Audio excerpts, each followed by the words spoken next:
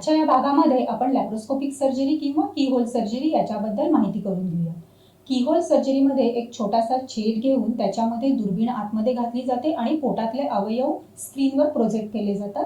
स्क्रीनकडे बघत डॉक्टर आणि त्यांचे असिस्टंट छोट्या होल्समधनं हे ऑपरेशन करतात.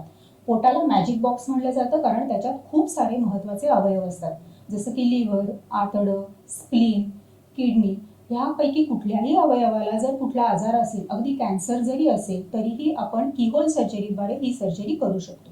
कीहोल सर्जरीचे बरेच फायदे, जसं की रक्तस्राव कमी होतो, इन्फेक्शनचे चान्सेस कमी राहतात, पोटावर फारसा मोठा व्रण येत नाही, पेशंटची रिकव्हरी बऱ्यापैकी फास्ट होते आणि ऑपरेशन करताना जी स्क्रीनवर इमेज घेतलेली असते ती मॅग्निफाईड असल्यामुळं ऑपरेशन करतानाही थोडंसं सोपं जातं.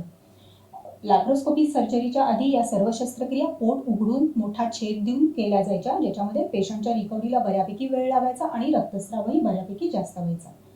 जगातली पहिली लॅप्रोस्कोपिक सर्जरी साधारण 1930 साली केली, पण त्याच्यामध्ये एक सिंगल होलद्वारे फक्त बायोप्सी घेणं किंवा आतड्याची चिकटाचिकटी सोडवणं इतपतच केलं जायचं.